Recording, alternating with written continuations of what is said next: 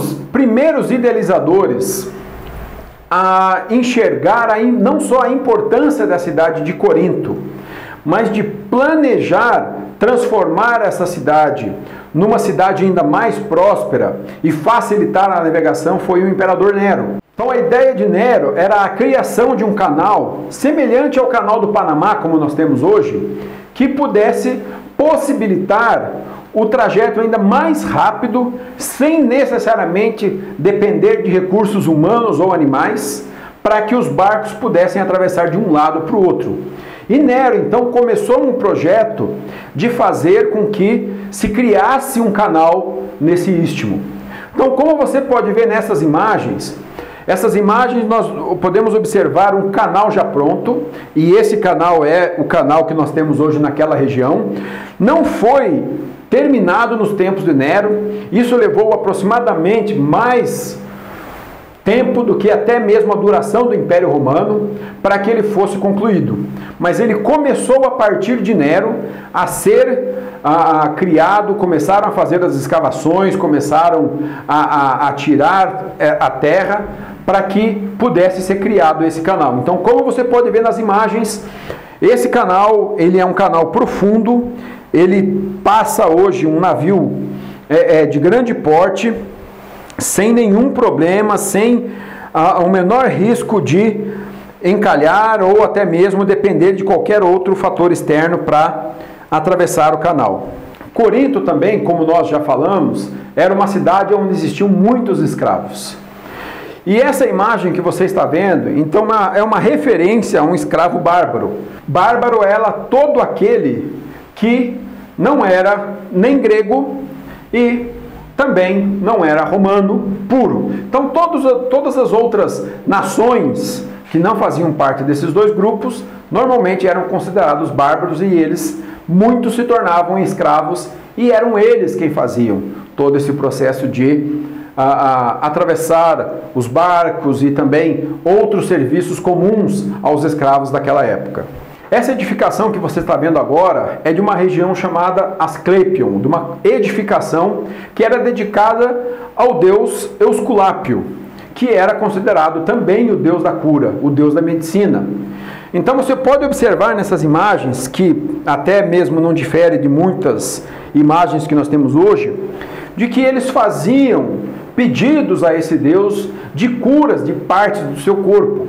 E quando eles eram atendidos na sua cura, as pessoas levavam como oferenda e como agradecimento a esse Deus, quando eram curadas, partes do corpo aonde eles receberam a cura em argila, em barro.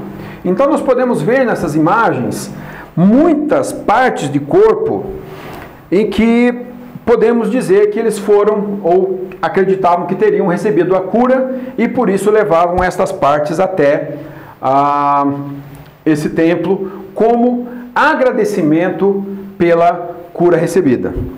Agora, nessas imagens, nós podemos ver a referência que se faz, não só naquele lugar, mas na mitologia grega, nos livros de história, e até uma referência, até o dia de hoje, para a deusa Afrodite. Então a deusa Afrodite, ela era considerada principalmente como a deusa do amor. Era a ideia então de que se você queria de qualquer forma expressar amor, a maioria das vezes somente carnal por alguém, ou até mesmo como oferecer sacrifício à deusa por aquilo que ela teria feito, você mantinha relações sexuais com aqueles e aquelas que eram os prostitutos e prostitutas cultuais da deusa Afrodite. E é interessante porque quando nós pensamos na cidade de Corinto e pensamos nas referências que nós temos pelo fato de ser uma cidade portuária, então uma cidade portuária, ela recebia muitos marinheiros de várias regiões e muitos comerciantes. E como havia dentro do Império Romano o politeísmo, as pessoas chegavam até a cidade de Corinto e eles queriam oferecer sacrifícios a Deus. Assim também como aqueles que vinham pela estrada.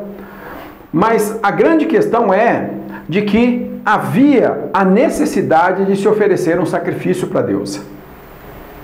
E naquele tempo, diferentemente dos dias de hoje, as prostitutas e os prostitutos cultuais daquele tempo, eles tinham determinadas identificações que facilitavam para aquele que estava chegando na cidade a visualização de quem estava servindo ao templo da deusa. Havia, até certo ponto, um comum acordo dentro da cidade de que as mulheres daquela cidade, elas prestariam serviços esporadicamente no templo de Afrodite. E quando nós observamos o ensino de Paulo, lá no capítulo 11, por exemplo, falando acerca do uso do véu, do cabelo comprido para a mulher, e de que isso era um sinal de honra, de submissão, na realidade, neste momento ou neste ensino, ele estava contrapondo uma prática que era comum na cidade. Então, o que acontecia? Imagina que você está chegando na cidade e você precisa oferecer um sacrifício para a deusa. Você já vai observar quem são as pessoas que estão a serviço no templo. Qual era a identificação? Normalmente as mulheres, elas tinham seus cabelos raspados, como forma de sacrifício à deusa, de dedicação à deusa, mas também de identificação para aqueles que estariam chegando na cidade. Então, a pessoa chegava na cidade, procurava, se ele queria, por exemplo, oferecer um sacrifício para a deusa com uma mulher, ele procurava as mulheres que estavam com o cabelo raspado, com a cabeça toda raspada. E ele sabia então de que aquela mulher, ela estava a serviço do templo.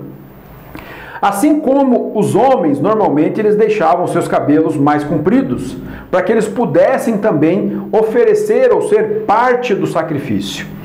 Eles eram os prostitutos cultuais, como se chama. Então, uma pessoa que queria oferecer o sacrifício para Deus com um homem, também saberia como identificar aqueles que estavam servindo no templo. E por que então Paulo traz esse ensino para a igreja? Sobre ser desonroso para o homem usar cabelo comprido, ao mesmo tempo que também era uma desonra para a mulher ter a sua cabeça raspada. Porque isso era uma prática somente daqueles que estavam oferecendo sacrifício no templo.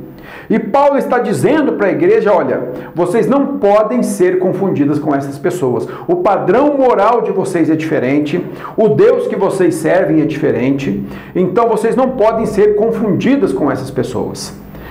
Mas aí vem a pergunta, mas eu não quero raspar a cabeça, mas queria cortar o meu cabelo curto, no caso de uma mulher. Por que Paulo, então, instrui essas mulheres a usarem o véu? Porque, normalmente, uma mulher, quando ela saía do serviço do templo, então ela iria começar a deixar o cabelo crescer novamente.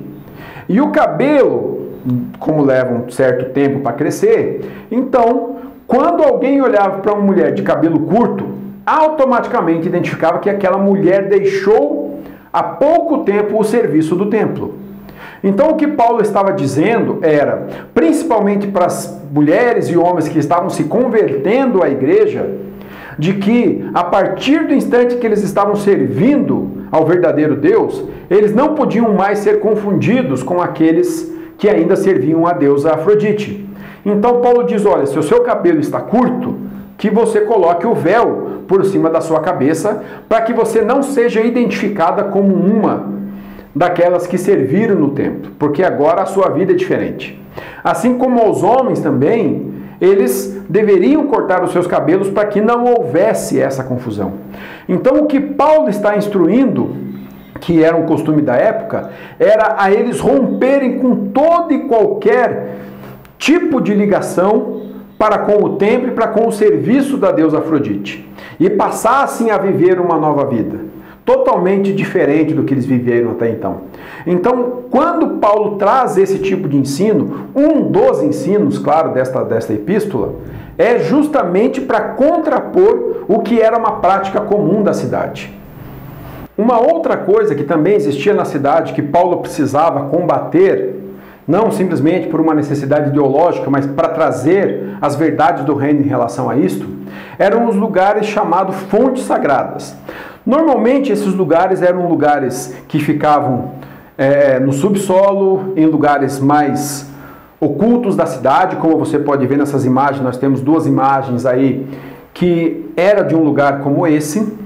E nesses lugares normalmente se praticava a adivinhação, se praticava também a ideia de feitiçaria, de bruxaria, coisas desse tipo. E Paulo também ele combate nesta epístola muitas coisas relacionadas ao ocultismo, que era também uma prática comum da cidade. Então, quando nós pensamos no contexto histórico dessa cidade, nós vemos que esta cidade era uma cidade muito carnal, muito promíscua, havia o culto ao corpo, até mesmo podemos pensar de que devido aos Jogos Olímpicos e a concorrência então que a cidade de Corinto fazia para com Atenas, e se nós recorrermos à história, nós vamos ver de que normalmente os Jogos Olímpicos eles eram praticados por atletas nus. Então havia o culto ao corpo, havia o culto a esse amor sem limites entre as pessoas, e isso era respirado de forma plena na cidade. Então, quando nós entrarmos no texto, quando nós pensarmos em todos os ensinos que Paulo vai trazer acerca do que é o verdadeiro amor, e por isso nessa epístola nós temos um capítulo como Coríntios 13, onde nos aponta para aquilo que é o verdadeiro amor, Paulo está entrando com a verdadeira forma de amar. Mas mais do que isso, de onde vem a verdadeira fonte de amor, que sobrepõe a qualquer Deus humano, qualquer Deus imaginado. Ele é a fonte do verdadeiro amor. E Paulo, então, está ensinando isso de forma muito clara, de forma muito linda para aquele povo. Para que eles pudessem, então, não viver mais em função do amor requerido por aquela deusa, mas do verdadeiro amor que emana do trono da graça. E pudessem, então, viver uma vida plena em contraponto a isso.